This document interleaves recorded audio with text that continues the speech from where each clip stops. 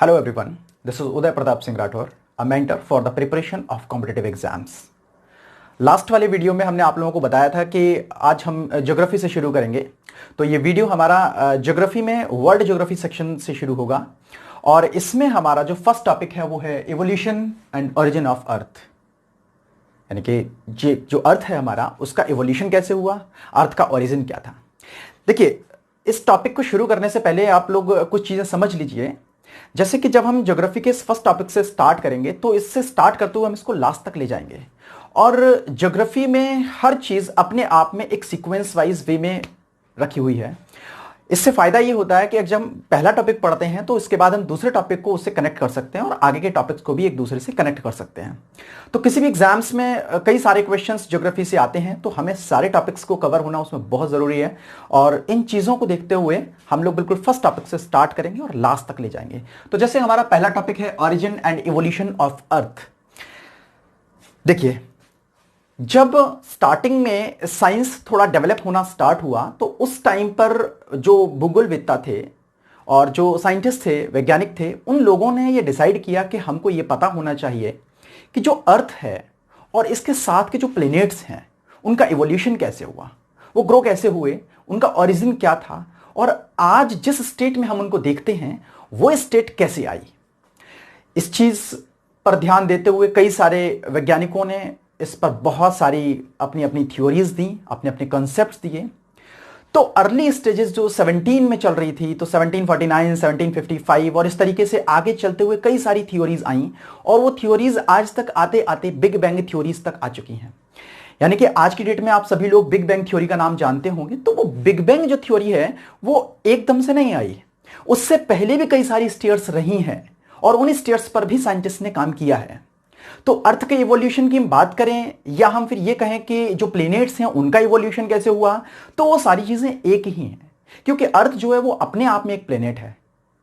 हम इसको प्लैनेट्स के ग्रुप से बाहर नहीं रख सकते। तो आप ये भी कह सकते हैं कि चाहे तो हम प्लैनेट्स का इवोल्यूशन समझ लें या हम अर्थ का इवोल्यूशन समझ लें, बात एक ही है। लेकिन अर्ली 70s में अभी तक किसी ने यूनिवर्स को लेकर बात नहीं की थी, क्योंकि उस टाइम तक हम यूनिवर्स के बारे में इतना नहीं जानते थे। इनफैक्ट आज भी अगर हम बात करें तो हम यूनिवर्स के बारे में बहुत कुछ नहीं जानते हैं। 4 to 5% ही साइंटिस्ट अब तक यूनिवर्स के बारे में पता लगा पाए हैं। इसके अलावा तो उनके लिए सारा का सारा यूनिवर्स में डार्क मैटर है। तो इसका मतलब यह है कि उस टाइम पर साइंटिस्ट ने जब सोचा कि हमें पता होना चाहिए कि अर्थ का इवोल्यूशन कैसे हुआ, तो उन्होंने सिर्फ अर्थ की बात की, क्योंकि उस टाइम तक ज्यादा डेवलप नहीं था साइंस। तो अर्ली 70s में बहुत सारे हाइपोथेसिस निकल कर आई, बहुत सारे कंसेप्ट्स निकल कर आए, जिनके बेसिस पर यह बताया गया कि भाई ये प्लैनेट्स कैसे निकल कर आए, कैसे बने। तो अब हम कुछ इन्हीं टॉपिक्स पर बात करते हैं। खैर, थोड़ा सा और एक्सप्लेनेशन में इसमें दे देता हूं कि जब अर्ली 70s में वैज्ञानिकों ने इस पर काम करना शुरू किया तो उस टाइम पर दो चीजें उनके सामने थी कि जो अर्थ का इवोल्यूशन है, जो प्लैनेट्स का इवोल्यूशन है, वो किस मैटर से हुआ, वो किन वजहों से हुआ, वो कंडीशंस क्या थी। इसके संबंध में पहले से एक धारणा चल रही थी, पहले से कंसेप्ट चल रहा था, दैट वाज रिलीजियस कंसेप्ट। तो उस रिलीजियस कंसेप्ट के बारे में अगर हम सोचें तो उस टाइम पर कुछ ऐसी चीजें थी जिनके बारे में लॉजिक नहीं मिल रहे थे ठीक से। तो वैज्ञानिकों ने जो रिलीजियस कंसेप्ट था अर्थ के इवोल्यूशन का, उसको तो उन्होंने बिल्कुल ही सिरे से खारिज कर दिया। यानी कि उन्होंने उसको माना ही नहीं कि अर्थ का इवोल्यूशन किसी रिलीजियस जो मेथड दिए जा रहे हैं उनके बेसिस पर था। तब उन्होंने रिलीजियस मेथड को हटाकर वहां पर एक साइंटिफिक मेथड दिया। अब बात आती है रिलीजियस मेथड में और साइंटिफिक मेथड में डिफरेंस क्या है। देखिए, रिलीजियस मेथड में जो चीजें हमको बोली गई हैं या जो चीजें हमको बताई गई हैं इवोल्यूशन और ओरिजिन के बारे में, उनमें कहीं ना कहीं जो लॉजिक है ना, उसकी कमी है। लेकिन जो साइंटिफिक मेथड है वो पूरी तरह से लॉजिकल है, यानी कि वो लॉजिक्स हैं और उन लॉजिक्स के बेसिस पर वो बताते हैं कि भाई अर्थ का इवोल्यूशन या प्लेनेट का इवोल्यूशन या फिर जो भी और सारी चीजें हैं उनका इवोल्यूशन कैसे हुआ। तो चलिए हम पहले शुरुआत कर लेते हैं थोड़ा सा साइंटिफिक मेथड से। देखिए, साइंटिफिक मेथड क्या है। जब भी किसी चीज को लेकर कोई अजम्पशंस होते हैं या जब भी किसी चीज को लेकर कुछ एक्सपेरिमेंट्स होते हैं और उन एक्सपेरिमेंट्स से हमें यह पता लगता है कि उस टाइम पर कुछ ऐसी परिस्थितियां रही होंगी, कुछ ऐसी स्थितियां रही होंगी और तब से लेकर आज तक की जो स्थितियां हैं उनको जब मैच करते हैं तो कुछ ना कुछ सिमिलैरिटीज मिलती हैं। और वो सिमिलैरिटीज ये डिसाइड करती हैं कि हाँ, कि कुछ स्थितियां ऐसी रहने पर हो सकता है अर्थ का इवोल्यूशन या प्लेनेट का इवोल्यूशन या किसी भी बॉडी का इवोल्यूशन इस बेसिस पर हुआ हो। तो ये हाइपोथेसिस है। Hypothesis are completely based on assumptions. Assumption का मतलब ही है कि हम कुछ सोचते हैं कि ऐसा हुआ होगा और वो चीज आज की डेट में कितना मैच करती है कंडीशन से, तो दैट इज कॉल्ड एजम्पशन।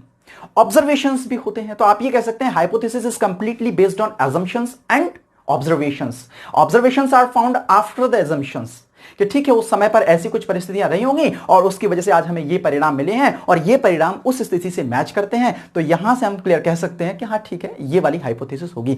लेकिन ऐसी एक हाइपोथेसिस नहीं, ऐसी कई सारी हाइपोथेसिस अलग अलग वैज्ञानिकों ने दी और उन हाइपोथेसिस के बेस पर कई सारी थियोरीज चेंज होती चली आई, जिनमें से फाइनली आज हम बिग बैंग पर पहुंचे हैं। तो चलिए इस टॉपिक को यहां पर लंबा ना खींचते हुए हम इसके कंसेप्ट पर आते हैं और बात को समझते हैं। बात करते हैं इवोल्यूशन में कौन कौन से मैटर थे, कौन कौन सी चीजें थी जिन्होंने पार्टिसिपेट किया।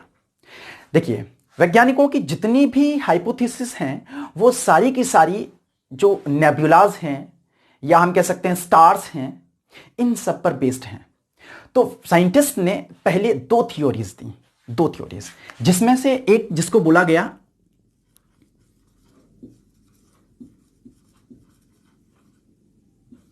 अर्ली थ्योरी और जो दूसरी थी वो थी मॉडर्न थ्योरी।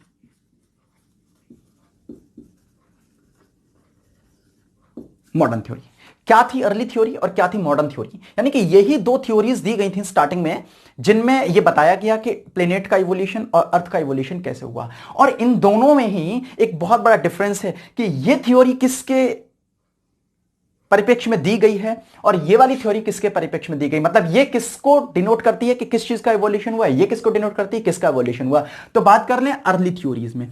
देखिए अर्ली थ्योरीज में साइंटिस्ट ने केवल और केवल प्लेनेट्स के बारे में बात करने की कोशिश की, वो अभी यूनिवर्स पर नहीं आए थे। और प्लेनेट्स में भी वो उनका जो पूरा जो मोटो था वो था अर्थ का इवोल्यूशन कैसे हुआ। तो उस टाइम पर साइंटिस्ट ने सोचा कि अर्थ अपने आप में प्लेनेट है, तो हम ऐसा क्यों ना करें कि हम प्लेनेट्स के इवोल्यूशन की बात कर लें। अगर हम प्लेनेट्स का इवोल्यूशन पता कर लेंगे तो हमें अर्थ का इवोल्यूशन भी पता लग जाएगा। तो अर्ली थ्योरीज में जो इवोल्यूशन की बात की गई वो की गई प्लेनेट्स और you can say earth evolution की। यह बात की गई थी 70s में, आप चाहें तो इसको भी नोट कर सकते हैं, यह 70s में बात की गई थी। और इनसे रिलेटेड जो सबसे पहली हाइपोथेसिस थी वो थी कास्ते दी बफन की 1749 में।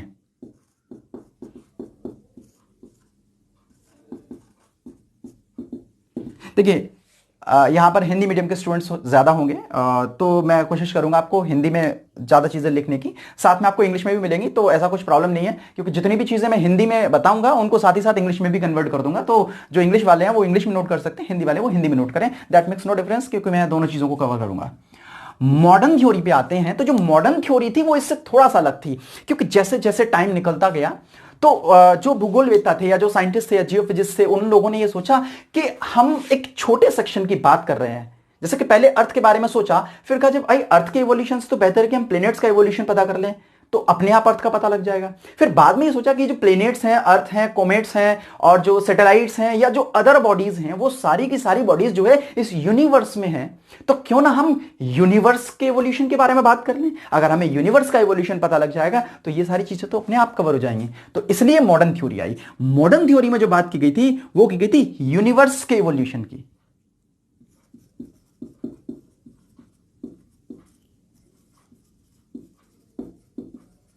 तो आप यहां पर एक डिफरेंस समझ गए हैं कि early theories were proposed for the evolution of planets and earth and the modern theory was proposed for the evolution of universe. ये बहुत मेन डिफरेंस था, यानी कि यहां पर ब्रह्मांड की उत्पत्ति की बात की गई थी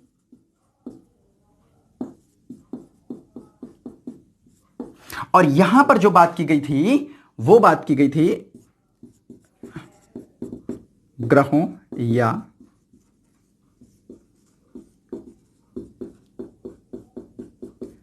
पृथ्वी की उत्पत्ति की। तो चलिए हम इस वाले कंसेप्ट पर तो बहुत बाद में आएंगे, क्योंकि इसको हम एस्ट्रोनॉमी से कवर करेंगे। देखिए, अर्ली थ्योरीज के बारे में जब बात की गई तो उस टाइम पर वैज्ञानिकों ने ग्रहों और पृथ्वी की उत्पत्ति का जो बेस माना ना, वो स्टार्स को माना, मतलब तारों को माना। उन्होंने जो नेबुलास थे उनको माना। बात करते हैं नेबुला, जो वर्ड आया है, नेबुला क्या है?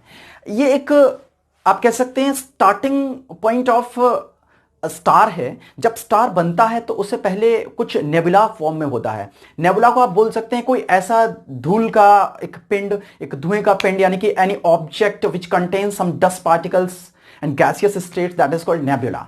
The nebula is kind of a star. तो अब हम बात करते हैं अर्ली थ्योरीज में। देखिए, अर्ली थ्योरीज में जैसे कि हम बात करें, थोड़ा सा स्टार्स की बात करते हैं, हालांकि इसके बारे में हम बहुत डिटेल में एस्ट्रोनॉमी में बात करेंगे। स्टार्स क्या हैं? Any object in the universe which contains its own energy, own light, own heat is called a star। यानी कि कोई भी ऐसा पिंड ब्रह्मांड में जिसके पास अपनी खुद की ऊर्जा होती है, अपनी खुद की प्रकाश होता है उसके पास में, और अपनी खुद की ऊष्मा होती है, वो पिंड कहलाता है तारा। अब किसी भी स्टार के पास ये जो एनर्जी है, ये जो हीट है, ये जो लाइट है, इसका सोर्स क्या है? तो इसका सोर्स होता है नाभिकीय संलयन, न्यूक्लियर फिजन। तो उसमें क्या होता है कि किसी भी स्टार का जो कोर होता है, जो उसका सबसे अंदर का पार्ट होता है, उसमें टेम्परेचर इतना हाई हो जाता है कि वहां पर नाभिकीय संलयन, न्यूक्लियर फिजन की स्थिति पैदा हो जाती है। इसमें होता क्या है कि हाइड्रोजन के पार्टिकल्स मिलकर हीलियम पार्टिकल्स बनते हैं, और इस प्रोसेस में बहुत ज्यादा एनर्जी प्रोड्यूस होती है, और वो एनर्जी जो है लाइट और हीट के फॉर्म में बाहर निकलती है। इसका बहुत सिंपल सा एग्जांपल जिसको हम देख पाते हैं अपनी आंखों से, वो सन है, because sun is a star in itself. तो सन में जो एनर्जी है, जो आज हम यहां धूप लेते हैं, जो हमें गर्मी मिलती है, जो प्रकाश मिलता है, जो लाइट है, जो हीट है, वो सारी चीजें जो हमें सन से मिलती हैं, वो जो प्रोड्यूस होती हैं, वो उस सन की कोर में होने वाले न्यूक्लियर फिजन यानी कि नाभिकीय संलयन की वजह से होती हैं। तो वैज्ञानिकों ने इससे संबंधित पहले दो परिकल्पनाएं दी। एक जिसको बोला गया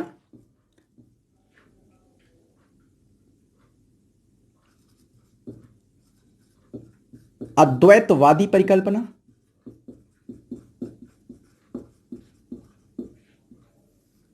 इसको बोलते हैं मोनिस्टिक कंसेप्ट,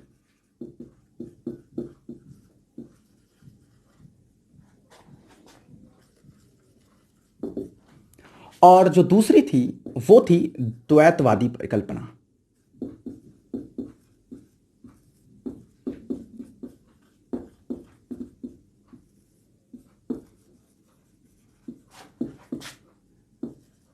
ड्युअलिस्टिक कंसेप्ट। क्या था मोनिस्टिक कंसेप्ट, क्या था ड्युअलिस्टिक कंसेप्ट? इस पर देखिए, दो दो अद्वैतवादी है, इससे हमें पता लगता है अद्वैत वर्ड जो बना है वो बना है अद्वितीय से। अद्वितीय का मतलब है कि इस जैसा दूसरा नहीं, मतलब एक। मोनो से भी आपको पता लगा, mono is a root word for single. कोई भी एक चीज के लिए मोनो यूज करते हैं, और जो ड्यूअल है वो हम यूज करते हैं दो के लिए। तो मोनो का मतलब है एक, सिंगल या वन, और ड्यूअल जो है इसका मतलब होता है दो, यानी कि टू। तो मोनिस्टिक कंसेप्ट से हमें पता लगता है वैज्ञानिकों ने माना है, जिन वैज्ञानिकों ने या जिन भूगोलवेत्ताओं ने, जिन जियोफिजिस्ट ने ये माना है कि जो हमारा ग्रह है और जो हमारी पृथ्वी है या जो हमारे प्लेनेट्स हैं, वो सारे के सारे जो है वो अद्वैतवादी परिकल्पना के आधार पर है। तो उनका मानना यह है कि इस ब्रह्मांड में किसी एक तारे से ही इनकी उत्पत्ति हुई है। लेकिन जिन वैज्ञानिकों ने यह माना है कि भाई ये द्वैतवादी परिकल्पना के आधार पर उत्पन्न हुए हैं, तो उन लोगों का मानना यह है कि ब्रह्मांड में दो पिंड या दो तारे रहे होंगे, जिनके वजह से ये जो प्लेनेट्स हैं, जो अर्थ है, उसका इवोल्यूशन हुआ है। तो अद्वैतवादी मतलब एक तारे से उत्पत्ति,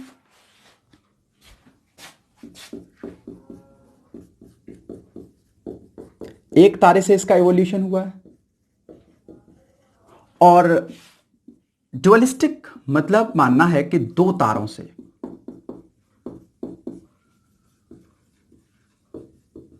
इवोल्यूशन हुआ है। इस बात पर जरा समझें, जो अद्वैतवादी परिकल्पना है इसके बारे में जो बात की थी वो कई सारे वैज्ञानिकों ने बात की, जिनमें से दो बहुत ज्यादा इंपॉर्टेंट हैं। जिनमें से एक तो है इमैनुअल कांट और दूसरे हैं लाप्लास। इमैनुअल कांट और लाप्लास जो थे, उन दोनों ने ही इस अद्वैतवादी मतलब मोनिस्टिक कंसेप्ट को फॉलो किया, और जो बाकी के लोग थे उन लोगों ने द्वैतवादी परिकल्पना यानी कि ड्युअलिस्टिक कंसेप्ट को फॉलो किया। तो अब हम यहां सबसे पहले बात करेंगे इस अद्वैतवादी परिकल्पना की यानी कि मोनिस्टिक कंसेप्ट की। तो इसके लिए हम इस द्वैतवादी को अभी यहां से हटाते हैं।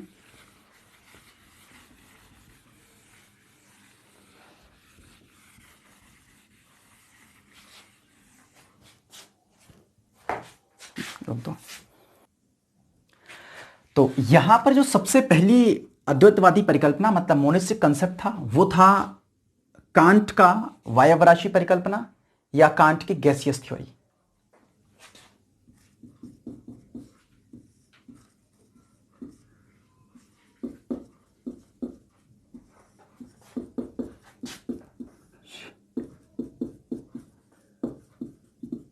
परिकल्पना इसको हम बोल सकते हैं कांट्स गैसियस हाइपोथेसिस।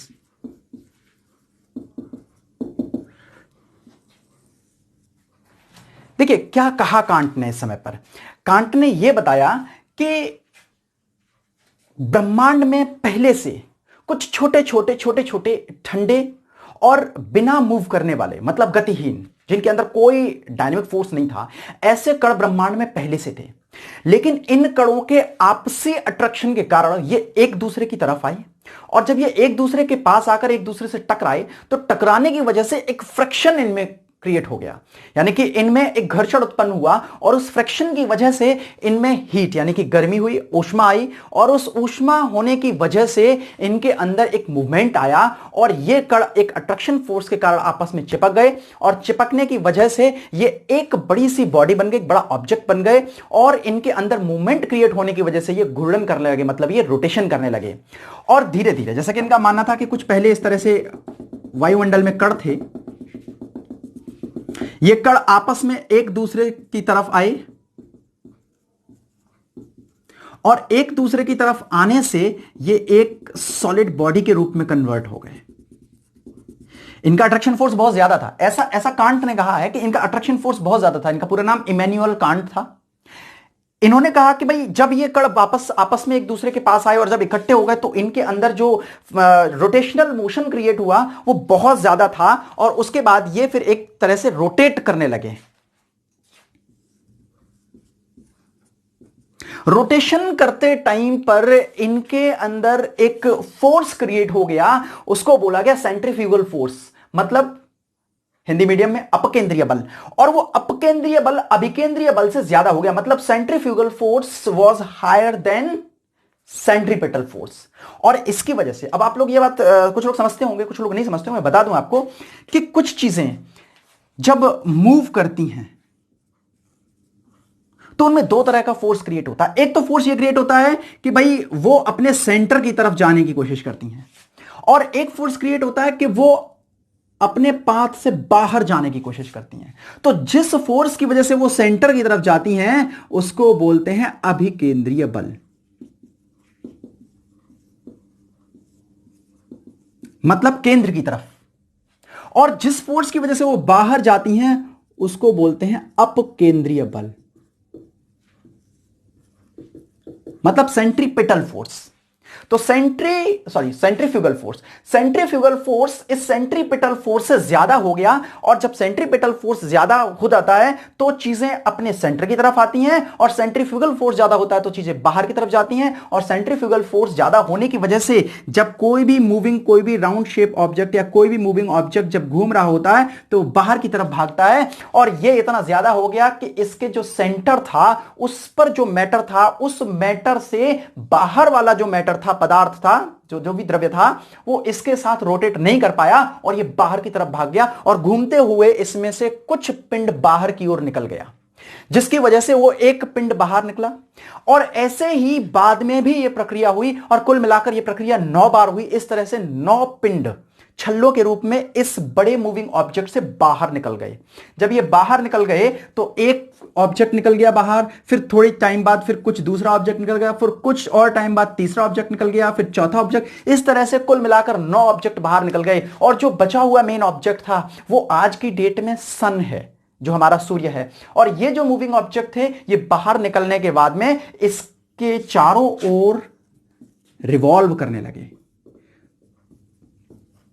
तो हुआ क्या कि ये वाला अपने आप में रोटेट कर रहा था, बड़ा ऑब्जेक्ट, और जब ये पार्टिकल बाहर निकले तो ये भी अपने आप में इसी तरह से रोटेट करने लगे, और रोटेट करने के साथ साथ ये रिवॉल्व भी करने लगे। तो यहां दो मोशन हो गए इनमें, पहला मोशन इनका रोटेशनल मोशन, और दूसरा मोशन जो हो गया वो रिवोल्यूशनरी मोशन हो गया। तो रिवोल्यूशनरी मोशन में क्या है कि जितने भी हमारे ग्रह हैं, उपग्रह जो हमारे ग्रह हैं, वो सारे के सारे, चाहे उनमें अर्थ को भी ले लो, ये सारे के सारे जो है वो सूर्य के चारों ओर अपना एक चक्कर पूरा करते हैं एक पर्टिकुलर टाइम में, और वो कहलाता है रिवोल्यूशनरी मोशन। तो बचा हुआ जो पार्ट था वो रह गया सन, और जो बाहर निकले हुए पार्टिकल्स थे, इससे बाहर निकल गए थे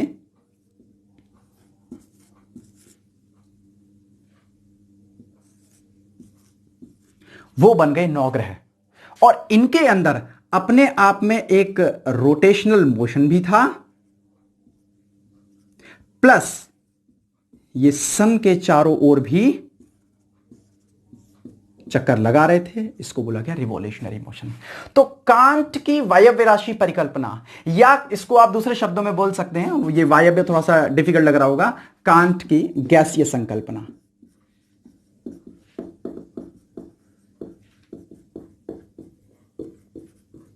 तो इसको एक बार फिर से रिपीट कर लेते हैं। कांट ने क्या कहा कि हमारे इस यूनिवर्स में या हमारे इस पूरे माहौल में जहां पर ग्रह और उपग्रह बने हुए हैं, जो ग्रह पृथ्वी है जो बने हुए हैं, वहां पर पहले कुछ गैसियस पार्टिकल्स छोटे छोटे छोटे छोटे, वो ठंडे थे और वो मतलब मूवमेंट नहीं कर रहे थे, मतलब नॉन डायनेमिक थे, लेकिन वो आपसी अट्रैक्शन फोर्स की वजह से एक दूसरे से आकर जुड़े और इतने ज्यादा ताकत से एक दूसरे से टकराए, इतने प्रेशर से टकराए कि उनकी टकराने की वजह से फ्रिक्शन क्रिएट हुआ, और उस फ्रिक्शन की वजह से हीट प्रोड्यूस हुई, और हीट की वजह से क्या हुआ, फिर इनके अंदर मूवमेंट बढ़ गया, और वो मूवमेंट इतना ज्यादा हो गया कि जो इनका सेंट्रीफ्यूगल फोर्स था वो सेंट्रीपिटल से ज्यादा हो गया, मतलब अपकेंद्रीय बल अभिकेंद्रीय से ज्यादा हो गया, और उस ज्यादा होने की वजह जब भी कोई चीज घूमती है तो बाहर की ओर भागने की कोशिश करती है। आप ऐसे भी देख सकते हैं, कभी कभी आपने क्रिकेट खेला होगा, तो क्रिकेट में जब बॉल कॉर्नर को लग जाती है, बैट के कॉर्नर पे लगती है, तो एकदम चपटी हो जाती है, गोल बॉल एकदम बिल्कुल एक तश्तरी की तरह हो जाती है और बिल्कुल खड़ी हो जाती है ऊपर की तरफ, आपने देखा होगा कई बार। तो वो क्या है, वजह क्या होती है कि कॉर्नर पे लगने की वजह से बॉल स्पिन कर जाती है, उसके स्पिन इतने ज्यादा होते हैं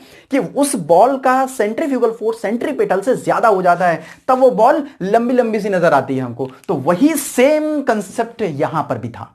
तो ये थी इमैनुअल कांट की गैसीय संकल्पना, लेकिन इसके कुछ एक्सेप्शंस भी थे भाई, कुछ ऐसी चीजें भी लोगों ने बताई आगे के वैज्ञानिकों ने कि जिसकी वजह से कांट की इस गैसीय संकल्पना, कांट्स गैसियस हाइपोथेसिस को बाद में खत्म कर दिया गया, मतलब इसको मान्यता नहीं दी गई, इसको नहीं माना गया। वो अभी बताते हैं, आप तब तक इसका स्क्रीनशॉट ले लीजिए, आप इसको नोट कर लीजिए इस तरीके से। आपने स्क्रीनशॉट ले लिया होगा, तो अब इसको यहां से हटाते हैं। अब उन चीजों पर बात करते हैं कि कांट की जो गैसियस थ्योरी है वो प्रपोज तो हुई, लेकिन उसके बाद इसको उतनी ज्यादा मान्यता क्यों नहीं मिली, है ना, इस बात पर बात करते हैं। देखिए, इन्होंने कुछ ऐसी चीजों को शामिल किया अपनी थ्योरी में जिसकी वजह से इनकी थ्योरी को उतनी ज्यादा वैल्यू नहीं दी गई। तो इसके लिए कुछ इनके लिए आपत्तियां थी, कुछ इस पर ऑब्जेक्शंस थे। क्या ऑब्जेक्शंस थे इस पर? देखिए, सबसे पहली चीज, कांट ने जब अपनी हाइपोथेसिस दी तो इन्होंने न्यूटन के जो लॉ हैं उनको इन्होंने बेस बनाया। ठीक है, इन्होंने न्यूटन के लॉज को बेस बनाया तो वहां तक तो ठीक था, लेकिन इनकी थ्योरी के अकॉर्डिंग बहुत सारे मैथमेटिक्स के ऐसे रूल्स थे जो कि कॉन्ट्राडिक्ट कर रहे थे। तो इनकी थ्योरी मैथमेटिक्स के रूल्स के कॉन्ट्राडिक्ट में थी, मतलब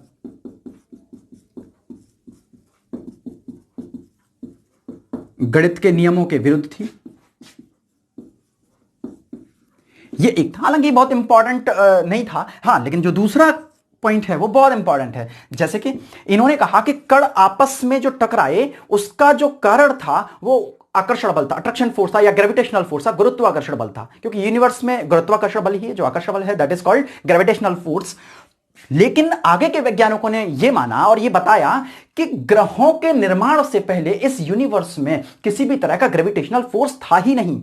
तो जब ग्रेविटेशनल फोर्स यूनिवर्स में ग्रहों के निर्माण से पहले नहीं था, तो अकॉर्डिंग टू कांट ऐसा कैसे पॉसिबल हो गया कि ग्रहों के निर्माण से पहले वो कण आपस में गुरुत्वाकर्षण बल से टकराए? ऐसा तो नहीं हो सकता।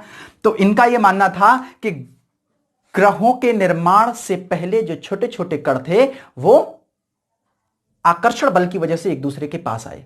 लेकिन वैज्ञानिकों के अनुसार ग्रहों के निर्माण से पहले ब्रह्मांड में कोई आकर्षण बल नहीं था। तो ये जो आकर्षण बल, या आप कह सकते हैं आप गुरुत्वाकर्षण बल, मैं इंग्लिश में लिख देता हूं उसको,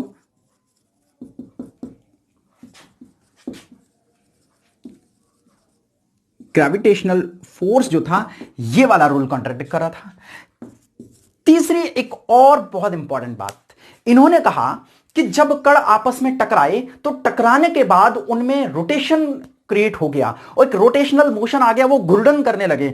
लेकिन according to law of conservation of momentum, physics ये कहती है कि किसी भी चीज के टकराने से जो एंगुलर मोमेंटम है, जो रोटेशन है, वो क्रिएट नहीं हो सकता, वो कम या ज्यादा नहीं हो सकता, वो एक पार्ट से दूसरे पार्ट में ट्रांसफर हो सकता है। तो ये वाला रूल भी यहां पर थोड़ा कॉन्ट्रडिक्ट कर गया, यानी कि जो law of conservation of angular momentum,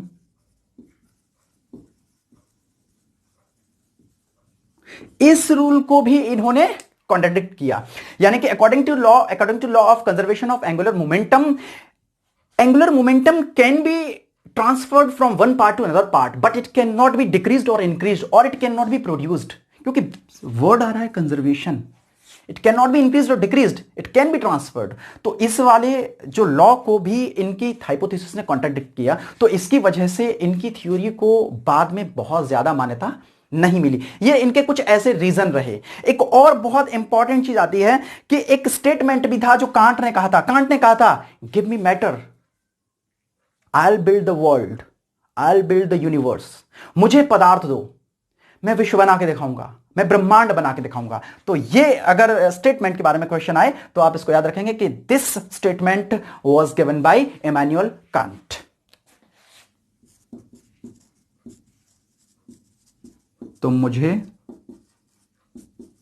पदार्थ दो, मैं ब्रह्मांड या विश्व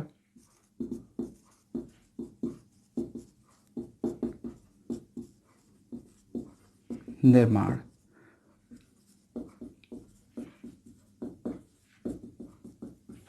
यह स्टेटमेंट था इमैनुअल कांट का।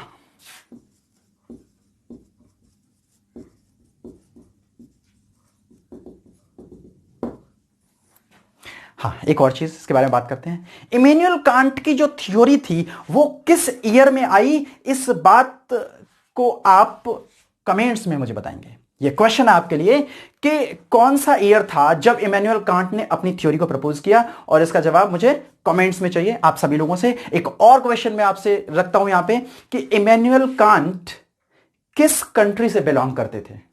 ये दो क्वेश्चन आपको कमेंट्स में जवाब देने हैं कि इमैनुअल कांट किस कंट्री से बिलोंग करते थे और इमैनुअल कांट की जो थ्योरी थी वो किस ईयर में आई। एक और, इसमें आपत्तियां जो आई थी, जो ऑब्जेक्शंस थे, उन ऑब्जेक्शंस को दूर किया लैपलास ने। लैपलास ने इनको दूर किया और उसके बाद उन्होंने एक नई हाइपोथेसिस क्रिएट की, और उस हाइपोथेसिस को कहा गया लैपलास की निहारिका संकल्पना, मतलब नेबुला हाइपोथेसिस ऑफ लैपलास। तो आप इसको एक बार जरा नोट कर लीजिए, स्क्रीनशॉट ले लीजिए, फिर आगे बढ़ते हैं लैपलास को। कर दिया?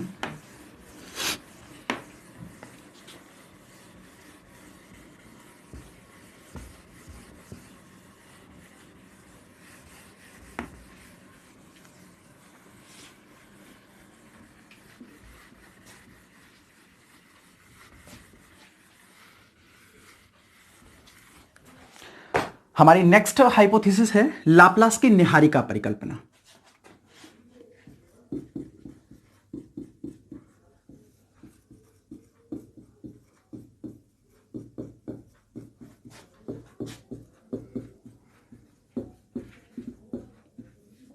आप कह सकते हैं नेबुलर हाइपोथेसिस ऑफ लाप्लास, या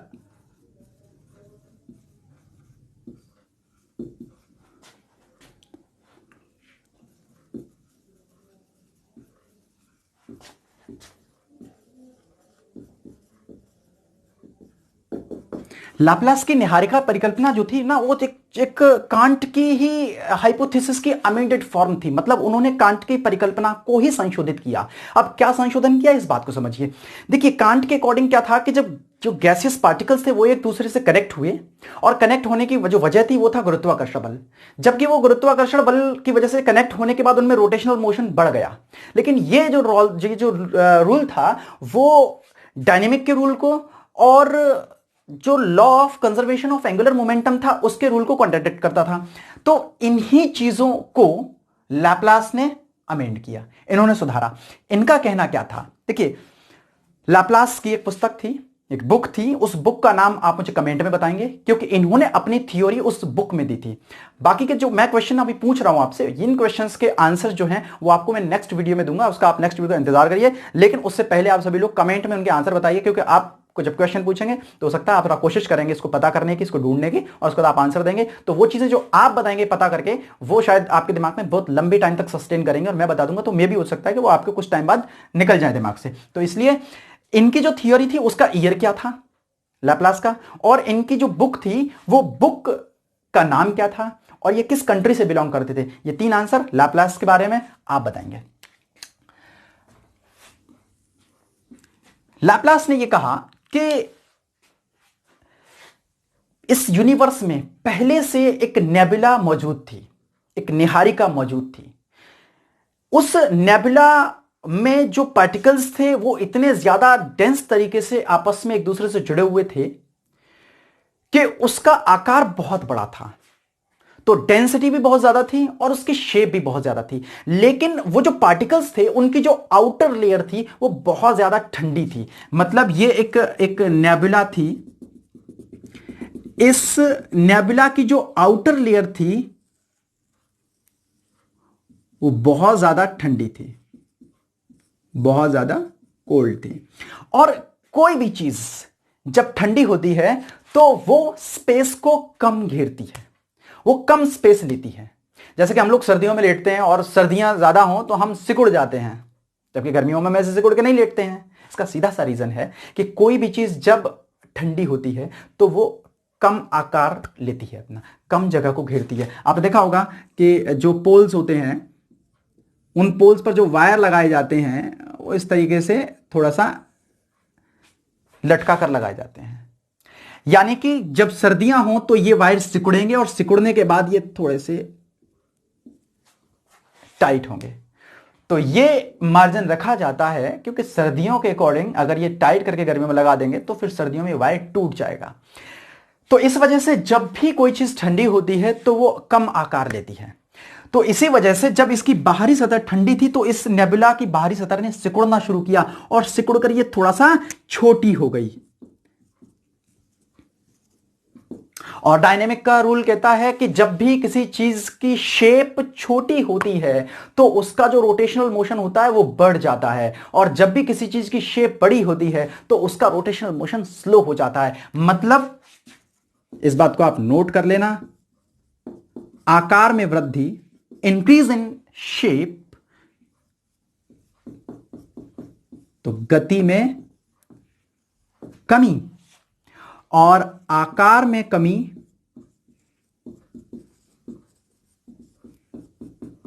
तो गति में वृद्धि। Increase in shape, decrease in velocity और इन स्पीड और इन रोटेशनल मोशन, आप कुछ भी कहें। और डिक्रीज इन शेप तो increase in rotational motion, speed, velocity, मतलब आप जो भी चीज ले सकते हैं। ये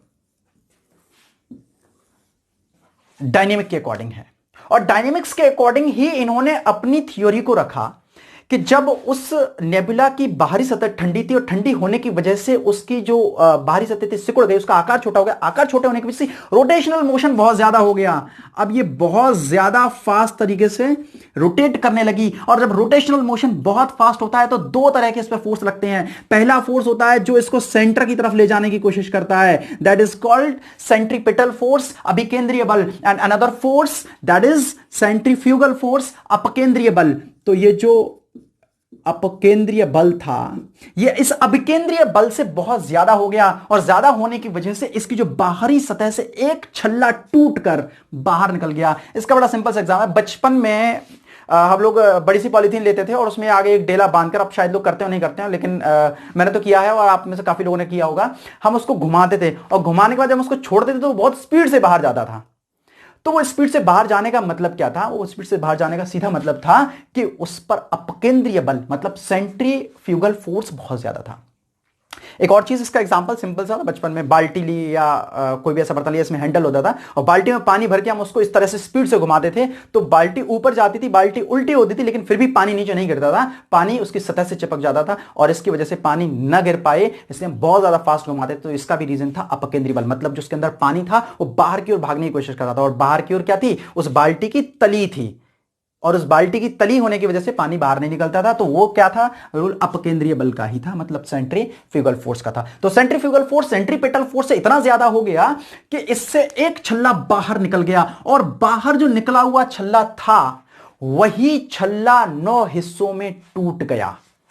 ये वाला जो एक छल्ला था, यही छल्ला बाद में कुल मिलाकर मतलब 8 टूटे और एक जो था वो खुद रह गया। तो इस तरीके से 3 4 5 6 7 8 और एक हिस्सा खुद में बच गया। तो इस तरह से 9। अब आप लोग इस यहां कंफ्यूज मत होइए कि मैं 9 ग्रहों की बात कर रहा हूं। रिसेंटली अगर हम करंट में बात करें तो केवल 8 ही प्लेनेट्स हैं। 9 प्लेनेट्स, ये मैं उस टाइम की बात कर रहा हूं जब ये थ्योरी प्रपोज्ड हुई थी, तो उस टाइम पर 9 ही थे। 2006 में जो चेक रिपब्लिक कंट्री है उसकी जो कैपिटल है प्राग, प्राग शहर में 2006 में एक समिट हुई थी और उस इंटरनेशनल समिट में यह डिसाइड किया गया था कि now Pluto will not be a planet any more because it does not fulfil the conditions that is required for a planet. अब वो क्या वजह है उसको मैं आपको अगले नेक्स्ट टॉपिक में जब हम प्लेनेट्स को पढ़ेंगे तब बताऊंगा कि क्या वजह थी, कि क्या ऐसी कंडीशंस थी जिनको प्लूटो मतलब कह सकते हैं कि फुलफिल नहीं कर पा रहा था, जिसकी वजह से उसको उस प्लेनेट की डेफिनेशन से बाहर कर दिया गया, प्लेनेट की सीरीज से बाहर कर दिया गया और उसको बोना ग्रह मतलब ड्वार्फ प्लेनेट के रूप में उसको रख दिया गया। तो अब बात करते हैं, तो यहां से जब ये पिंड बाहर निकला और ये 9 हिस्सों में टूटा, अब आप कहेंगे यही सेम थ्योरी तो कांट की थी, यही सेम थ्योरी लाप्लास की थी, फिर डिफरेंस क्या है? डिफरेंस है, देखिए कांट ने कहा था कि एक पिंड से एक छल्ला निकला, फिर दूसरा छल्ला भी इसी से निकला, तीसरा छल्ला भी इसी से निकला और इस तरह से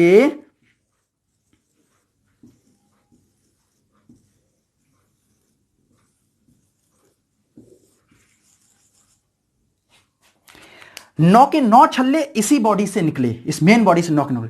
ये थी कांट की। लेकिन लाप्लास का कहना था कि एक बॉडी निकली और बाकी के 9 जो थे वो इस बॉडी से निकले, मतलब 8 निकले, 9 तो रह गया। अब ऐसा क्यों? ऐसा इसलिए था कि इनका मानना था कि एक जब पिंड एक छल्ला निकला, एक रिंग निकली, उस रिंग में भी रोटेशनल मोशन था क्योंकि वो इसी का पार्ट थी और उसमें भी रोटेशनल मोशन था और इसके रोटेशनल मोशन की वजह से इसमें निकले। इनका मानना था कि इन 9 इसी से निकले। तो ये इन दोनों की थ्योरी में एक डिफरेंस था।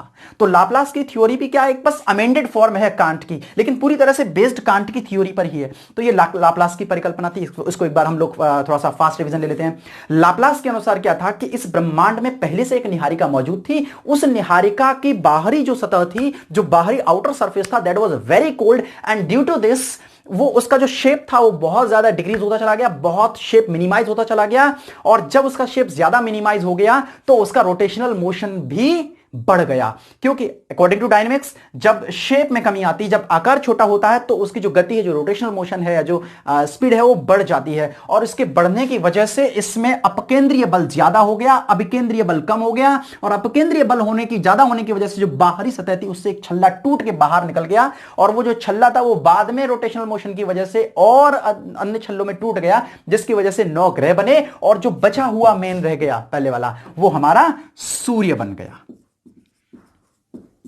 और ये जो थे वो ग्रह बन गए।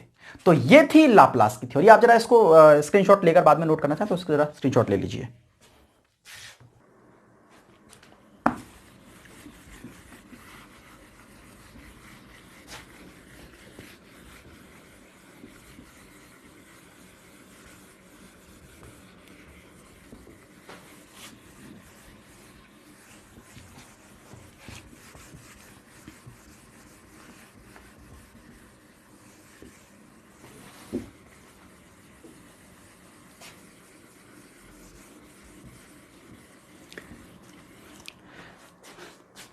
देखिए, एक ही बात को मैं बार बार इसलिए रिपीट करता हूं क्योंकि आप साथ में कॉपी पेन लेकर बैठे हो तो आप उसको कम से कम लिख पाए। पता चला मैंने एक बात को एक बार में कहा और उसके बाद में आगे निकल गया तो आप उस बात को लिख नहीं पाएंगे, तो मैं बार बार उसको इसलिए समझाता हूं। तो अभी हमने जो कंसेप्ट क्लियर किया है वो किया है हमारी अद्वैतवादी परिकल्पना, मतलब जो इसको हम बोलते हैं पेरेंटल हाइपोथेसिस। एक दूसरे वर्ड्स में भी आप समझ लीजिए, इसको पेरेंटल हाइपोथेसिस भी बोलते हैं। और मैंने आपको बताया इसको मोनिस्टिक कंसेप्ट,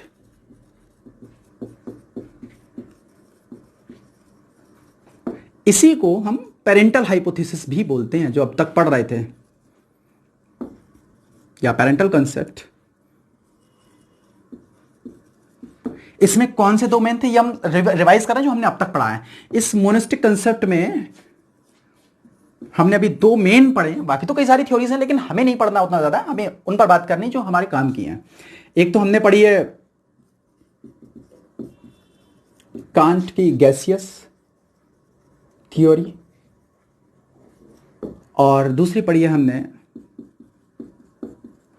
लाप्लास की नेबुलर थ्योरी। दोनों में एक ही डिफरेंस रहा है, वो ये डिफरेंस रहा, इन्होंने कहा था कि उसमें आकर्षण बल की वजह से वो चिपके हुए थे, मतलब इन्होंने कहा कि कण थे और वो कण आपस में अट्रैक्शन फोर्स की वजह से चिपक के एक बॉडी बन गए। लाप्लास के अकॉर्डिंग पहले से ही एक नेबुला थी, मतलब इन्होंने अपनी बात में ये बात स्पष्ट ही नहीं की, इस बात क्लियर ही नहीं की कि वो नेबुला कैसे बनी। इन्होंने कह दिया कि नेबुला थी। ये सारी चीजें हाइपोथेसिस हैं। भाई हाइपोथेसिस क्या है?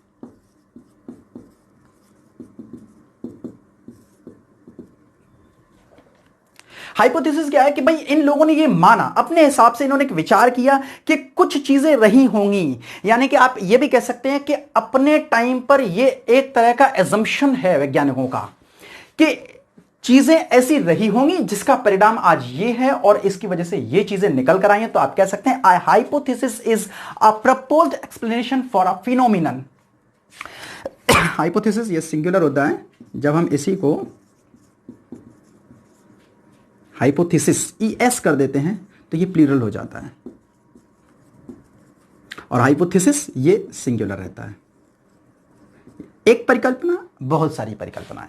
तो हाइपोथेसिस एक अजम्पशन है, ये क्लियर नहीं है, और आज की जो कंडीशंस इससे ज्यादा मैच करती हैं उन्हीं को हम बोलते हैं कि ये बात सही है। लेकिन आज की डेट में जो मॉडर्न थ्योरी है, बिग बैंग थ्योरी, वो ज्यादा मानी जाती है और उसको अभी माना जाता है। लेकिन एक चीज और, ऐसा नहीं है कि ये बिग बैंग थ्योरी हमेशा मानी जाती रहेगी। हो सकता है कि नेक्स्ट टाइम में कुछ और एजम्पशन ऐसी आ जाएं, कुछ ऐसे एक्सप्लेनेशंस आ जाएं साइंस में जो आगे जाकर और ज्यादा सटीक तरीके से हमें बता सकें ब्रह्मांड के बारे में। तो हो सकता है कोई नई थ्योरी रिप्लेस कर जाए किसको?